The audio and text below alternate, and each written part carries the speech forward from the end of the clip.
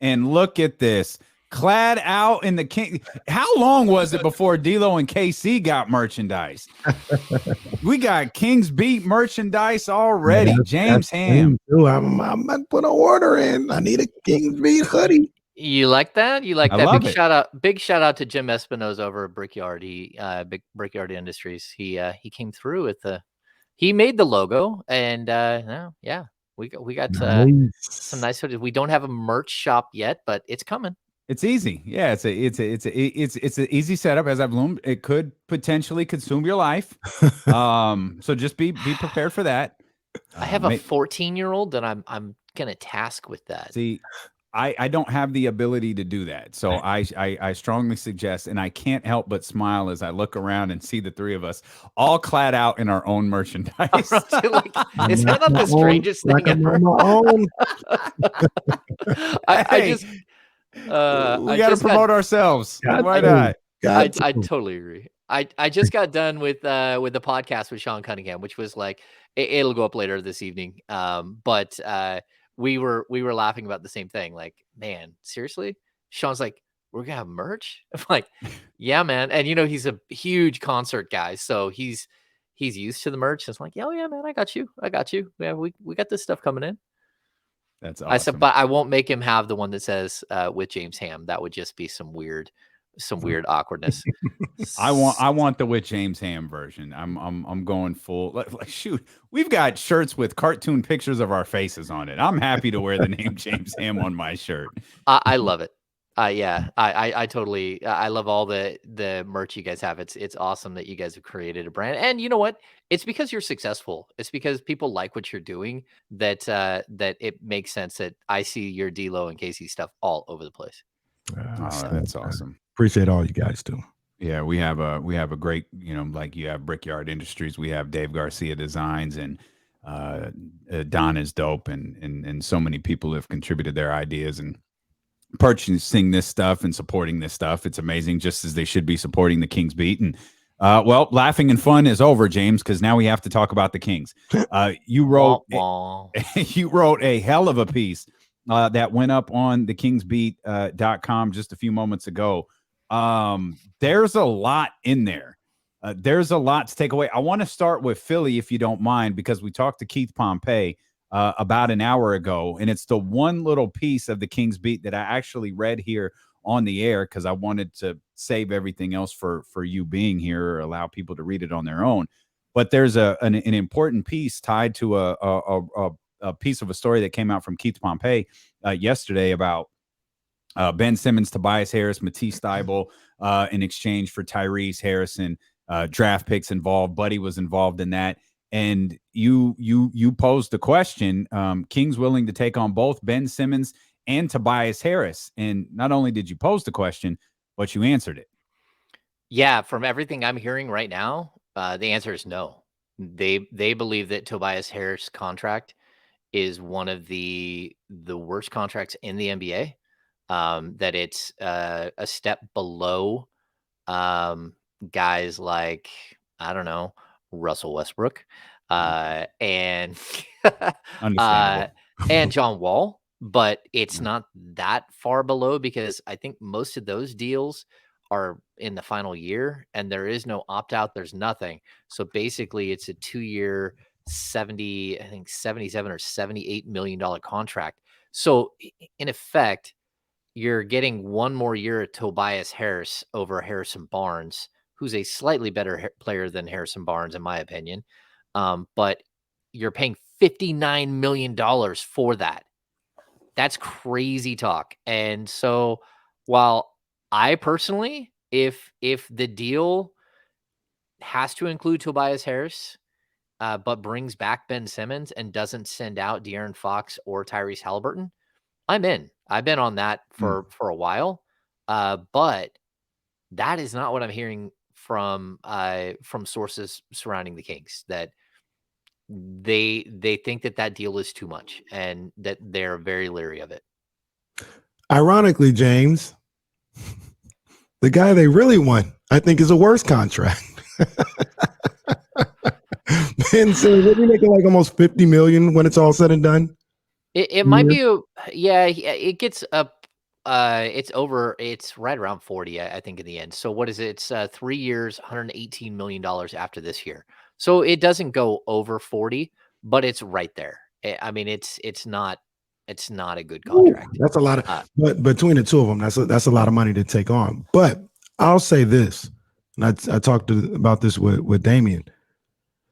I want to know kind of what are the Kings, what are Monty McNair and them thinking right now? Because it feels like to me, and hopefully you can clarify this, they're looking for some type of perfect deal, and where they're getting the best value out of the deal, which kind of maybe explains why they haven't done anything in the last 5-6 weeks. Like I feel like if you want somebody like Ben Simmons, you probably gonna have to take somebody like a Tobias Harris contract. I don't think that's the worst thing in the world either. yeah, man, okay, so we've talked about this. It takes 2 to tango, right? Mhm. And so I think we're still going through this crazy process in the NBA where some teams don't know who they are, and all of a sudden a team like Philly is looking around and saying, "Oh man, the way Embiid is playing right now, the way we are playing right now, we got a shot." And if we got a shot, our percentages would increase greatly if it was either A with Ben Simmons or B we traded Ben Simmons and actually got good NBA players in return to replace him. And so if you're the Kings, you're looking at the 10th seed fading away somehow. Mhm. How you lose back-to-back games to the Rockets and the Pistons is just beyond me.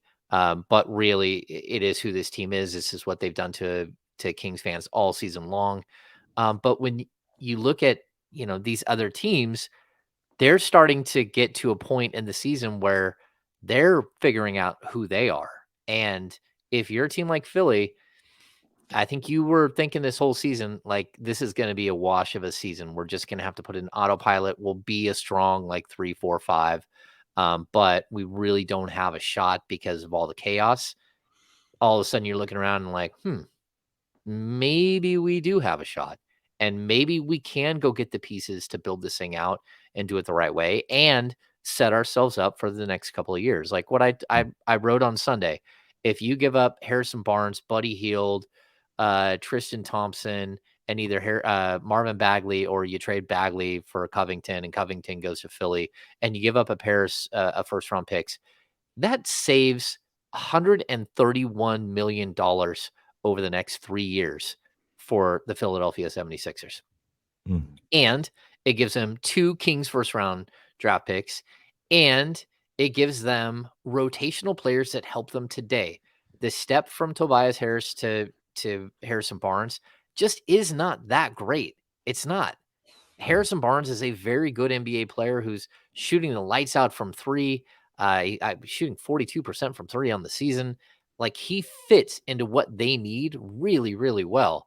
And oh, by the way, you get Buddy Hield. You get a guy like Covington, or you get a guy like Marvin Bagley. And then Tristan Thompson's a wash, but if you have an injury, maybe he's not. And so my point is, like, look, they set themselves up for now and for years to come. The Kings set themselves up for now and for years to come with Ben Simmons. I think that that's when a trade makes sense. Like, you ask, are the Kings just waiting for the perfect deal?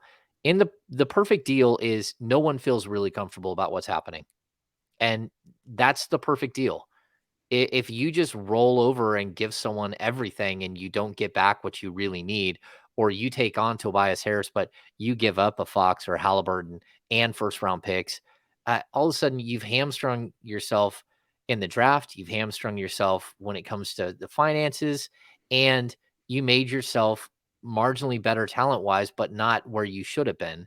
And so I think everything is a balancing act. And I just hope that in the end, they're able to balance this thing out, and maybe they won't be able to. Maybe the Simmons deal will just dry up on the vine. Maybe they won't trade Simmons at all. But at the end of the day, I think that there is a deal that could work between these two teams. It's just got to be fair for both sides. And so far, Daryl Morey has not had that approach. And he goes out on the radio today and spouts a bunch of nonsense again about how there's a deal to be had in Sacramento. one side It's is putting stuff out there. amazing. It It is is so amazing. amazing. Yeah, how often do you hear that? Like a GM call out another team? Dude, Like, he also said we lowered the price. Like he's like we were talking about Ben Simmons like he's a used car. We're slashing prices on point guards right now. Like, Coward. come on, man. well, he is a Ferrari with engine problems and a shaky transmission. I mean, that's what he is at this point. Like, Would it's you been buy a sitting on. Ferrari with a shaky transmission though? Well, if I thought I could fix it, I would. But the Well, answer you is could no. fix it. Should the average person should the Sacramento Kings, who have probably never fixed the transmission before, go buy a Ferrari with a bad transmission? Yeah, I mean that's a tough thing, right? Because this, I mean, in all honesty, it reminds me. Sean brought up Kawhi Leonard. I don't see the Kawhi Leonard combo. I mean, maybe, but it really does remind me of Weber. It reminds me of a guy that everyone knew how good he was for years and years and years, and then he really showed up in the league and was not as good as anyone thought he should have been or could have been, and then he found the perfect situation in obscurity, and he turned a franchise around and made it into something great. And that's where if I'm Ben Simmons, again, I don't want Golden State. I don't want the Lakers. I don't want the Clippers. All of those situations, you're just going to be under the magnifying glass, and it's not going to be healthy to heal up and to fix what's going on with you. We'll see. We'll see what happens here. But again, I don't think anything is dead. To get back to the original, like, yeah, the Kings are leery about taking on that contract from Harris. I think they should be leery about everything in that everything in that deal, because you're taking on a player that's owed 120 million bucks basically, who hasn't played in 7 months and might be broken as well. Okay, there's a lot more we got to get to, Casey. We're going to step out. Casey's going to continue to shove fries in his face at a just feverish pitch. And then we're going to pose the question, is De'Aaron Fox available or not? We've heard multiple different things over the course of the last couple of days. James Ham is going to clear all of that up for us. At least we hope so. We're banking on it, James. We're going commercial free till the top of the 4 o'clock hour when D'Lo, Casey, and James Ham return here on Sacramento's #1 sports station, ESPN 1320. All right, we're clear. That was for the radio people only. You people on watching, don't look at me, shove fuck. Don't look at me. James, so this is where I love French. This is what happens when people think I don't like Ben Simmons. This is where we go different ways. Ben Simmons is nowhere near Chris Webber at that time. Not even close. Like the situations sound similar. Chris Webber was a far superior player than Ben Simmons. Weber had made an all-star team. He had barely been a 20-10 guy. He was not a 3-time defensive player of the year candidate. The accolades are one thing. Chris Webber was a far superior. Chris Webber had been, first of all, like doing winning things as the best person on the team for the last 6 years. By the time he got to Sacramento, he was doing it in high school. He was doing it in Michigan. He got Washington to the playoffs when they were no good. He was the best player on all those teams, and he was getting it done. He was a far superior player to Ben Simmons. Yeah, I'm gonna. Before he got to Sacramento, he was a 1-time All-Star, and he had made the playoffs twice. I believe. Let me see. I think that 96. He had made with Golden State, and then 1 time with Washington. He was also a complete distraction on and off the court. I agree. Like talent wise, he was incredible. I loved watching the Fab Five and all that stuff. But you're looking at a guy who like was in and out of the lineup. Like in his 3rd season, he missed a ton of time with a shoulder injury. I'm just telling you, like we all think of Chris Webber as a player that played for the Kings, but he was fun. He wasn't a winner, that's for sure, until he got to Sacramento. Define winner. I guess Um, like champ. Oh, I think that assessment is fair. I don't think he was a winner. Well, that's what I'm saying. yeah. Define winner. Just winning championships is a winner. Because Well, he hadn't. man went to back Final Fours. Well, yeah, As the but I best player on mean, the team. yeah, we're talking about college, though. I mean, that's different. And Ben those Simmons guys, didn't even make the tournament. that team was stacked. What's that? So Ben Simmons didn't even make the tournament. Yeah, but I mean, did he have like 3 other Yeah, NBA players on his I roster? ain't asking him to make the Final Four. I'm just saying make the tournament. You're the best. You're the number one pick in the draft, best player in the country. Yeah, there's a lot of OJ guys. Mayo made the tournament. Hey, I love like the Chris Webber hate on here. I love Chris Webber. He's actually fun to hang out with when he comes through town. He sweats like crazy.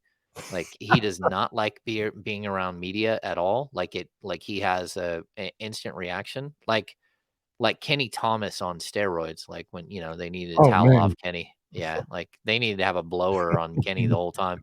But yeah, Weber like usually walks around with a towel. Um, anyway, yeah, I mean, I think it's. Do I think that Weber is a probably a better player? Yeah, but I also think that Simmons could go on to like make the All Star team 6 times in a row, and next thing you know, he's a Hall of Famer. So Simmons is a good ball player though. I do want to make that perfectly clear. I think he's a good ball player and he's got attributes that could help a team. I don't know if Sacramento's right for him, but there are places where he could absolutely help. Exactly. Like Ben's trying to get into a relationship where like he needs to get into a relationship with someone who has who just came out of another bad relationship and they can fix each other. That's what Ben Simmons going to the Kings is. Like you guys can fix each other. We'll fix you, Ben. Ben, you fix us, make us better, and we'll just we'll fix each other. We'll grow as people. We'll grow old together. yeah. And I think it's funny, David. You on the chat, you say that Simmons is never going to be a Hall of Famer. He's 25 and hasn't played this year, but he's a 3-time All-Star and in the top 2 in Defensive Player of the Year balloting. We're coming like back 2 here. years in a row. All right, we're coming back here.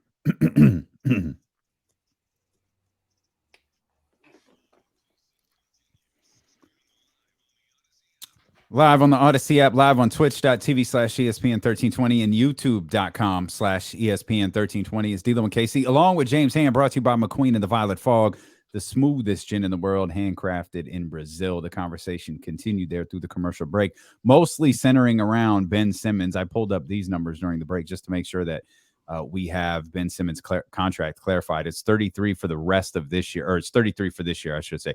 35 next season, 37.8 the following season, and his final year, 2024, 2025, 40.3 million per year. That's just Ben Simmons' deal. That does not include Tobias Harris's deal. But if you're just tuning in, James Ham, Tobias Harris, not something that the Kings are interested in. Well, how about De'Aaron Fox? The reports are all over the place about De'Aaron Fox. He was in every idea of a deal yesterday before about 2:00 when Shams tweeted, no. The Sacramento Kings aren't trading De'Aaron Fox.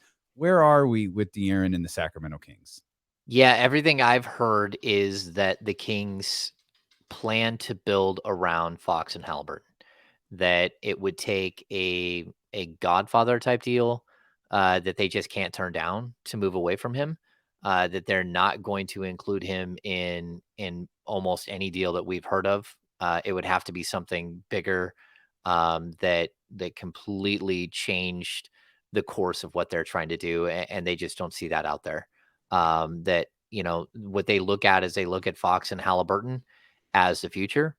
They look at the rest of the team as pieces that, for whatever reason, aren't meshing together with the other two, with Fox and Halliburton, and so they're going to make changes there. That is the hope, that they will be able to make changes. Starting with guys like Harrison Barnes, Buddy Hield, Rashawn Holmes. All of those guys are available, from what I know, and by available, that I mean like we could see a major roster shakeup, but the hope is that it would be building something different, trying different approach around Fox and Halliburton to try to sort of bring out some of their better attributes and give them the support that they need.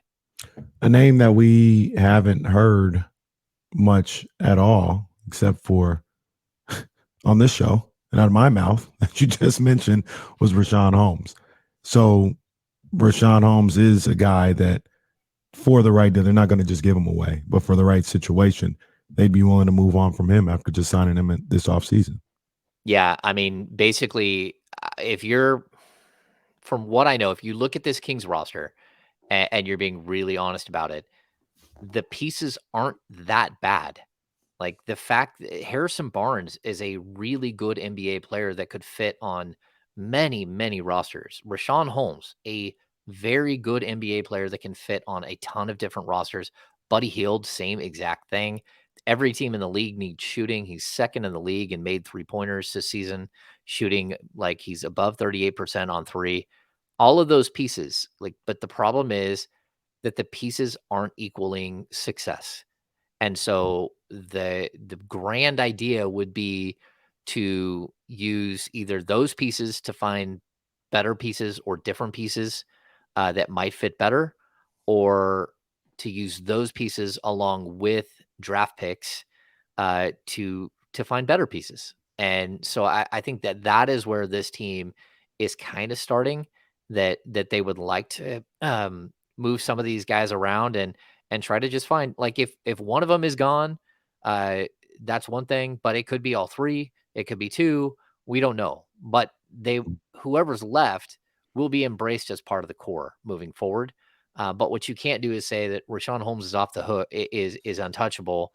But you know, there's Sabonis, and you have some sort of deal where you could land Sabonis, whether it included Holmes or not. But at that point, like, Sabonis would be your center. Like, you're going to have to rebalance a roster again. You know, if you can make a deal like that, then you've got to look at all options. And so I don't think that anything is off the table. They would love to keep Fox and Halliburton. They hope to keep Fox and Halliburton. Their goal is to keep Fox and Halliburton, but nothing else really is off the table. And if you got something that was just wild and crazy and you couldn't say no to, then you got to listen. And we have no idea what that would be. Like, that's not a Ben Simmons. It's not a It's Domantas not what you're Sabonis. hearing It's right now. something that we've heard. Yeah, it's something not else. what you're hearing right now. It's obviously Bradley Beal. That's what this is all about. Bradley Beal has finally asked out of Washington. They didn't tell anyone, and he wants to play in Sacramento. With an extend and trade. Yeah, like a long no. Yeah, I mean, it would have to be something that was like ground shaking and probably fit your player arc. That's what it would be. And you know, they're not looking to move you know, a bunch of pieces for like a 34-year-old rental. They're not looking for that. What they're looking for, hopefully, is players, you know, 24 to 27 that are under contract for multiple years, that are in that second deal, that fit along with Fox and Halliburton and make the team better. And, you know, just because Harrison Barnes or Buddy Hield or Rashawn Holmes or Marvin Bagley, or name that Sacramento King, because we haven't even talked about the rest of the roster, like, just because they're not working right now to help push this team over the top doesn't mean they can't help some other team. Like the Kings, again, the sum of the pieces, like, it's just not working, but it should have been better than it is right now. And so I think a lot of the pieces that the Kings have actually can be moved for other pieces around the league. Are you going to get top dollar? Maybe not. But I mean, Rashawn Holmes is under a budget deal for the next 3 years. I think it's 3 years and 36 million owed after this year for a starting level two-way center, a guy who can defend the pick and roll, who can do a ton of things, who is a great rim runner and great in the pick and roll on offense and defense, can defend the perimeter better than almost any big in the game. He's got value. Now, if you're going to trade him for a future first round pick or something, you know, that would be kind of conceding that you're going to be bad this year and you're taking a step backwards. But I think that the Kings are looking for just about everything that's out there. And if they can find something that makes them better this year and moving forward, they'll do it. James, what are you hearing about where they stand or how they value the draft picks, the first round picks? Like, is that something kind of like Fox and Halliburton where we have to be blown away to include that in a pick or excuse me, in a trade? Or I'm just throwing out a random one. Like if they could get John Collins for Buddy Barnes in a first rounder, are they open to moving those first round picks at all? Yeah, I think that they will listen, that first round picks are they're not going to do anything silly that hamstrings a franchise Mm. unless it's for a deal that basically covers your bet. So they're not gonna they will trade first round picks. They will trade first, they will trade seconds. And I like to on occasion to explain certain things when it comes to salary cap and stuff like that. So in the NBA, like if you see me right that the Kings can trade their next 7 years of first round picks, that doesn't mean they can trade all seven. But in the NBA, you're only allowed to go out 7 years on your draft picks. So they can trade the 22, 23, 24, 25, 26, 27, and 28, the 2000 all the way up to 2028. They cannot trade the 29 or 30. So you can only trade up to 7 years worth of picks. You can only trade every other year. So you could trade the 22, 24, 26. You can trade like odd years. You can skip 2 years. And so you could trade the 22 and 25.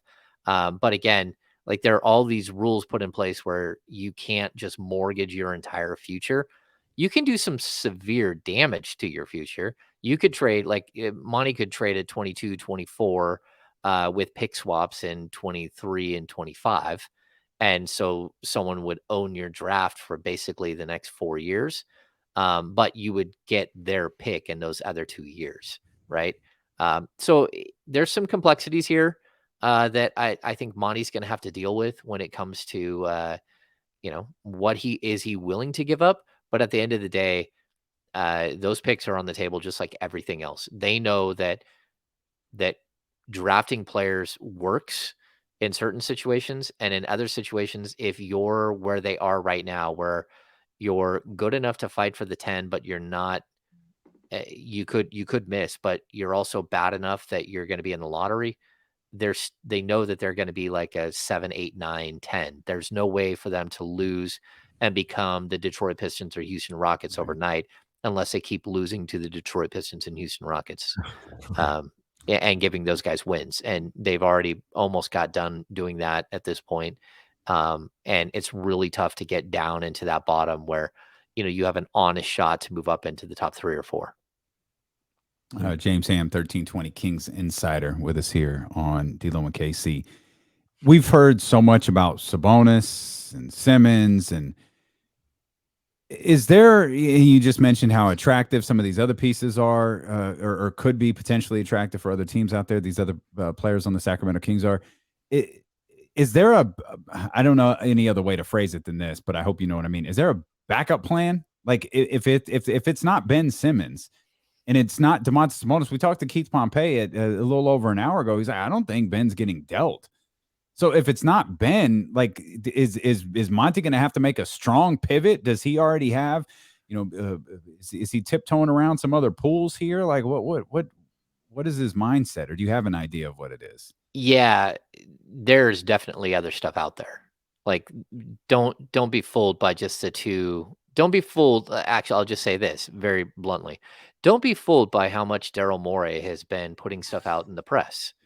Oh, you're I mean, insinuating he's like has self-serving interest or something. yeah. I mean, there are definitely other players. I mean, again, we're seeing here, Jeremy Grant is a guy that, maybe the Kings could be interested in.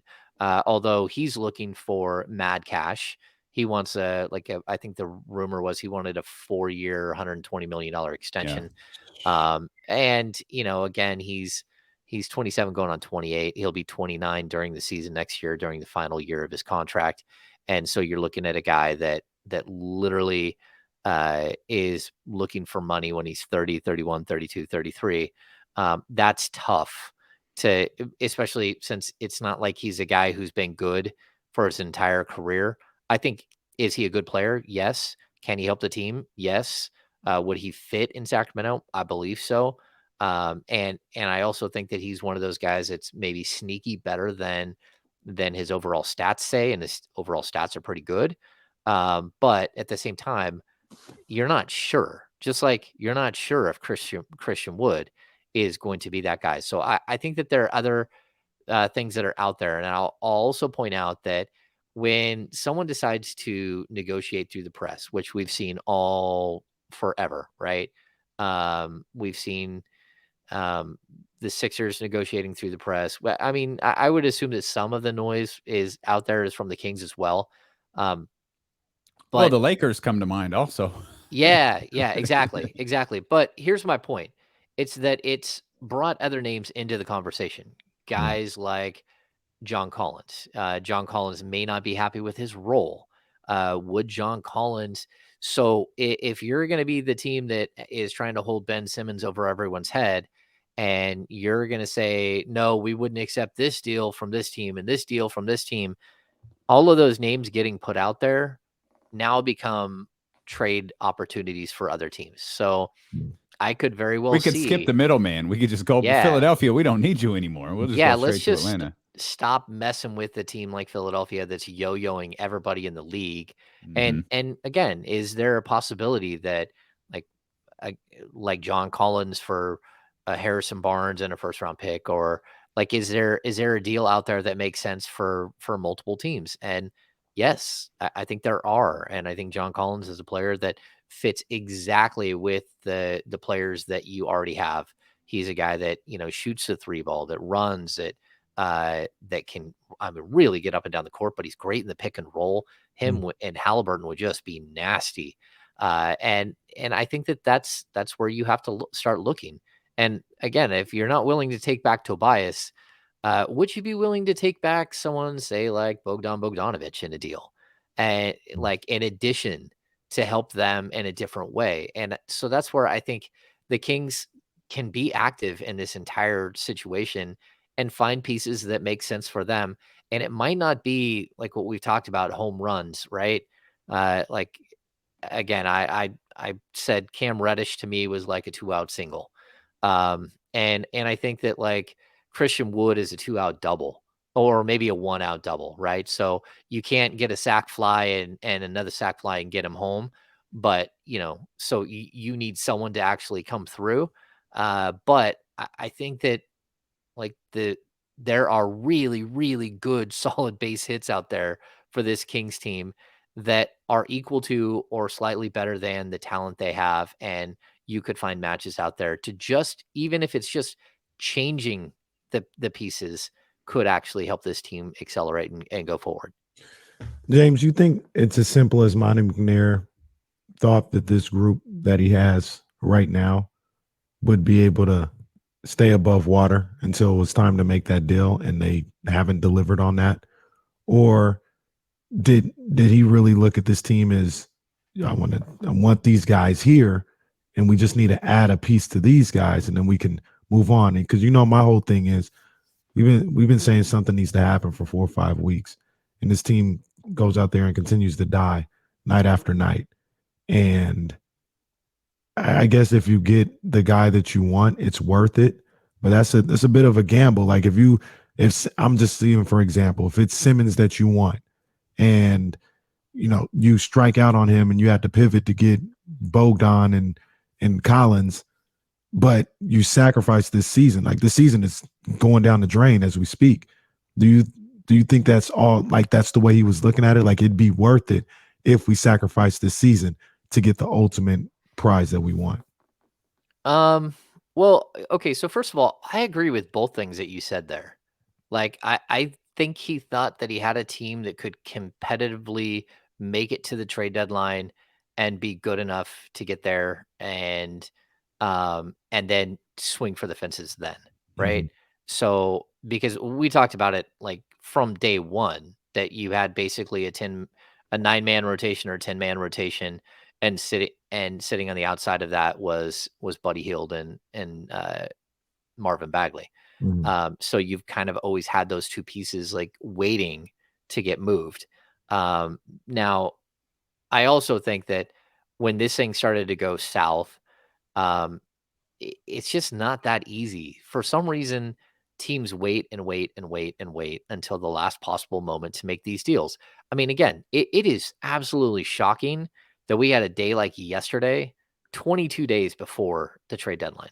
Mm. Hmm. Like, that was stunning. Stunning to see all of that news, all of it spun out, all of it crazy, wild right then. That just didn't make any sense, right? And so, like, I'll even answer this, like Harrison Barnes comes into the season and he's just absolutely crushing it. Like, at that point, I wanted to ask Monty McNair whether he was considering like extending Harrison Barnes. Like, I think Harrison Barnes was in line for an extension this summer. And I honestly think that would have been something that made sense for both sides. Um, but now you're looking at Harrison Barnes in a completely different way. So I don't think that Monty walked into this season looking to trade Harrison Barnes or thinking he would deal Barnes or Rashawn or certainly Buddy and Marv. I think they were still there. But you get to a certain point where it's just bad. Like, that it's bad. And so there's a weird pressure on him to make a deal now because you see how bad it's getting. But at the same time, like, there is some value to losing because is it just me, or does your pick get more and more valuable, not only to you, but to people on the outside?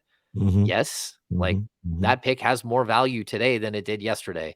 And it could have more after this 5-game road trip. It could have a lot more value than it does today. And Man. so you keep looking at these options and how are you going to are you going to protect it in a certain way? How are you going to protect it? There's a lot of different question marks here. But still, I mean, I think that they came into this season thinking that they had a better team than what it's turned out that they have. And why that's happened, you got me. They don't know. I don't know. Alvin Gentry doesn't know. Luke Walton didn't know. Like, for some reason, this team just has not played as well as even they basically should have, and that's tough. I love that we keep pointing out the 5-game road trip, and understandably so. It's tough with games like Milwaukee and Boston and Atlanta and so on. By the way, they come back to a back-to-back against Brooklyn at the Golden One Center and Golden State in San Francisco. 7 Mm. games. 7 games of like, I mean, but And again, you just lost 2 in a row to Houston and Detroit. Mm. yeah. And this is what the Kings are going to do. They'll beat the Hawks or the Knicks or something. Like, they're not going to lose the next two. They're not going to lose the next 9 games in a row.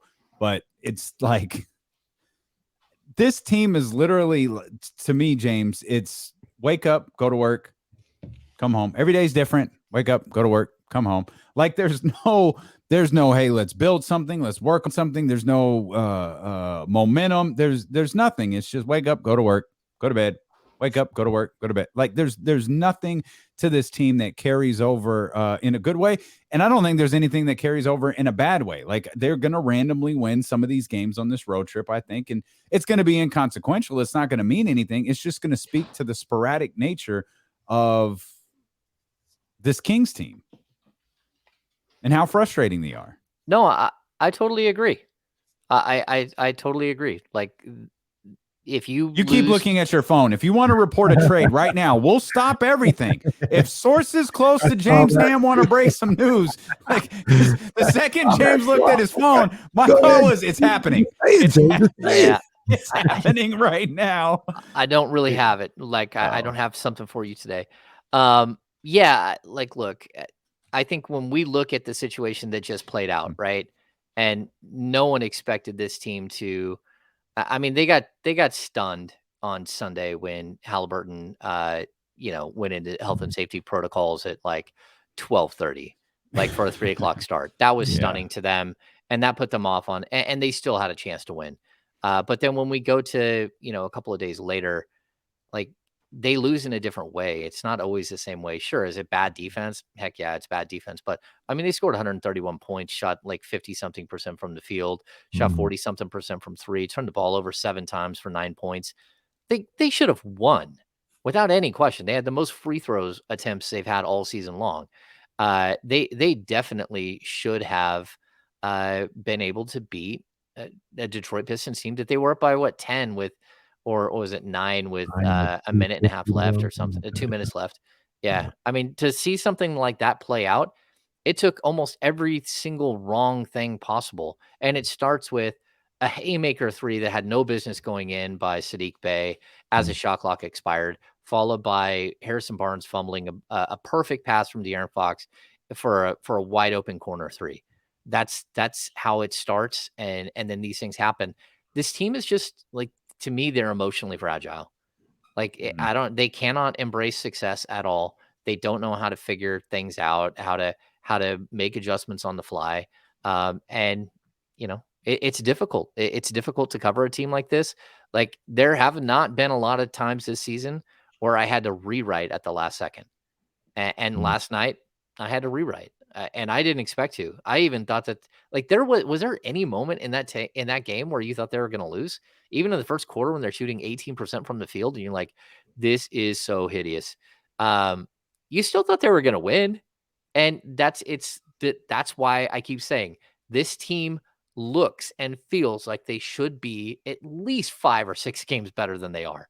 This Mm. team should not be 11 games under 500. 5 games better, 5 more wins puts you at a game under 500. That's where this team should be. That's what it feels like.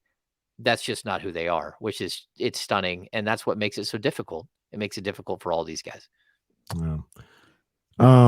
Real quick about last night. Uh, I almost called him Future Davis. That's what we call him on here. We have James on here, so I have to call him Terrence Davis. Terrence Davis, big game for him last night, 35 points. Um, but one of the things that really stuck out to me was him after the game, and he's had a couple of these moments throughout this season where, for whatever reason, he's up there talking. Last night he was talking because he had a great game, but he seemed to be taking it pretty hard, and talked about that play that Sadiq Bey hit that three, and kind of looked at it as like, man, that got everything going for him. And, I was a step late, or I could have got a hand up there. And I just kind of bring it up because I don't hear him talk much, but man, I feel like, and this isn't a shot at anybody else, but I feel like the words he says are like really genuine. And it's not lip service. Like, he really takes the losses hard. He sees a situation like that where, like, man, I could have been better in that moment, and maybe things go differently for this team and we get the win. And I had this great game and it doesn't matter because we didn't win. Do you get the same vibe from Terrence, or is it you've seen so many of these it doesn't really stick out? It kind of sticks out to me. No, I get what you're saying. No, I do think that there is authenticity to what he says and his reactions. He's not polished. He's not Mhm. someone that, like, knows how to say the right thing every time. And sometimes he gets in a little bit of trouble, just by things that he thinks he's saying that, like, are gonna be taken the right way and are taken, whether A it's a different jab, way. yeah, whether Mhm. it's a jab at a teammate or a jab at who they are. Like, look, I think that he's one of those guys that, like, we don't get to talk to nearly enough. And if there were opportunities for us to be in the locker room, he would be he would be able to grow more, because you got to remember he's a third year guy, but his 3 years are basically just a total like anomaly in the NBA Mm. world. He has not had time to develop his voice as a like an interviewee, Mhm. and that's something that normally by this time he either would have developed a little bit more, or he's not going to ever get there because he's not a guy who's a star level player and who you're not going to go to his locker room all the time, right? Right. To his locker all the time. But I also think, like, what he showed. Isn't it funny? We talked about this earlier in the season that Tyrese Halliburton and De'Aaron Fox had never scored like 20 points in the same game, right? And I think they've done it once or twice at this point. Mhm. Well, one of them, De'Aaron Fox scored 29 points and Terrence Davis scored 35 last night. Like, just that blend, like, instantly you look at it and you're like, man, like, he doesn't have to be the starting shooting guard. And, I thought he was really successful as starting small forward for like the 5 games or 4 games before he went into health and safety. Look, I think there's a lot of potential there that's not being utilized properly at this point. And it's not because the Kings don't want to use it properly.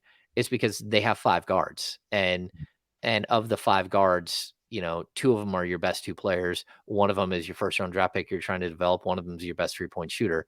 And then there's Terrence Davis. To me, he's got a lot of Bobby Jackson level skill.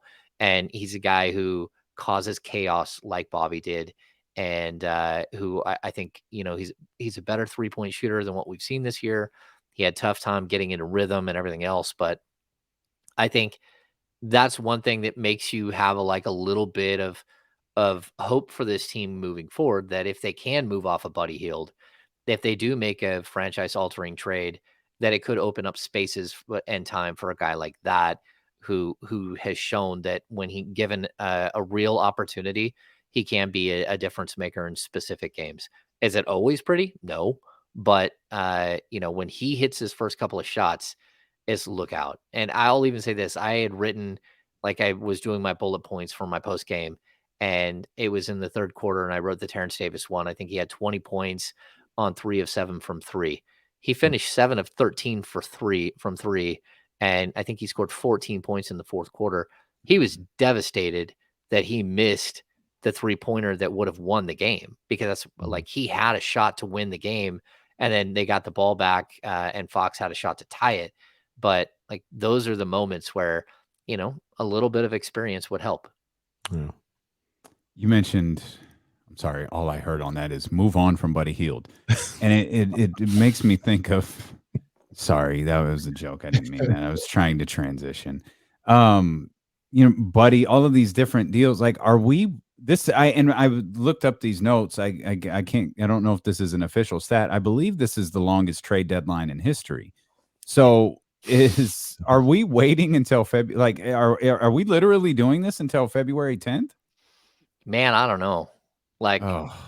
I want to go to happy hour tonight and relax and have a drink and spend some time with the wife. And but I'll do that, and I'll have my laptop in the car.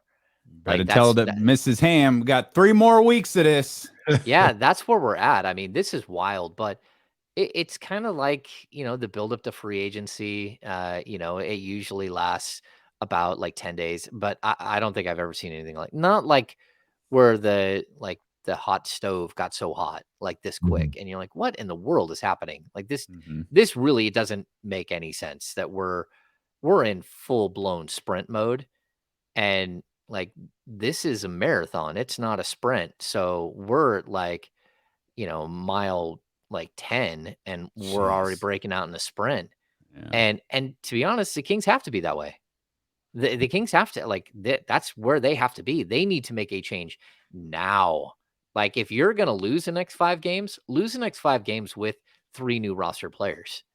That's when you want to make changes. You want to make changes when you know that you got a difficult stretch in the season where you probably get handled. And then maybe you sneak up and you win 1 or 2 of those. That's where you are right now. And I think that, if they can make a trade, they're not waiting. They want it now, just like everyone else does. They're exhausted, just like everyone else. They would love to make a move now, see what they got for 2 or 3 weeks, get right before the trade deadline and say, do we got another one in us? That's what you would love to do. And see, I figured it out though, Damian and James. It's not that the trade deadline is so far away from when it normally is, or we're talking about it earlier than when we normally do. It's that the Kings stink. If the Kings were 5 games better in the standings, we all wouldn't be so pressed about the trade deadline. But 10 games under 500 for a team that had aspirations of at least being in that play-in discussion, in a real way, in a positive way, not because the West is no good, because that's what's going on. And guys like myself come on the radio for the last 5 weeks and like, yo, something has to happen. This isn't going to work. And then it doesn't work. That's got everybody pressed. I'm like, yo, make a deal. Oh, no, there's still 3 more weeks to go. So they're probably going to go up into the deadline. And that I don't know if there's any other team in the league who is pressed about the trade deadline the way the Kings are right now. Yeah, you're spot on. Every single loss is a reminder of where they are and who they are. Every loss. And so what do? I mean, you're sitting there. They are working nonstop trying to find a deal. Like they look bedraggled. Like when you see them, they look like they're beat up. And I mean, rightfully so. Like they've got to be on the phone the whole time. But I think at the same time, like this is a distraction that we almost have to have at this point, right? Like if you're gonna cover a team like this has to be the distraction. Like it if you're gonna lose on a Wednesday night in front of like maybe 7,000 fans to the Detroit Pistons, a team with 10 wins, then you better have something else going on. Like, bring Vanilla Ice in and do the concert thing again, like they tried a couple of years, just to like a diversionary tactic, so everyone doesn't feel so bad about what's happening. Like we do the Friday Vanilla night Ice will stuff. cheer us up. Well, no, but the Friday night concert deal, like, right? They're bringing in like T-Pain, and they're bringing in like all these. There you go, like, James. There's a bunch T-Pain of people that I don't know who they are at all, but they're there and they're singing. My point is, like, there's nothing to distract us at this point outside of the trade deadline and the hope that this is not going to be who this team is in 3 weeks.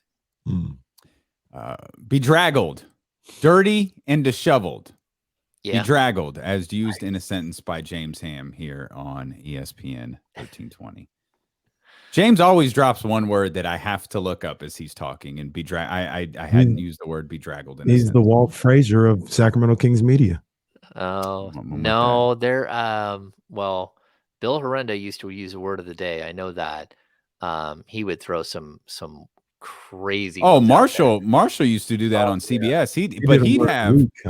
He'd have words that were like 27 letters. Yeah, he'd just try to find the longest word he could find. Yeah, and Mark Jones likes to flash the vocabulary, but every single time he does, it seems to backfire on him, which it's just unintentional. But he's talking about De'Aaron Fox's free throw shooting, and right in the middle of his gigantic word, Fox bricks a free throw, and it's like, oh man, again, starting to percolate from the line. Oh, and he goes 0 of 2 on this. Yeah. Well, the best part about that is because I remember him doing it, and I remember you referencing it on Twitter. What Mark didn't do was reference it on the broadcast. He just kept talking as if De'Aaron didn't, in fact, miss free throws.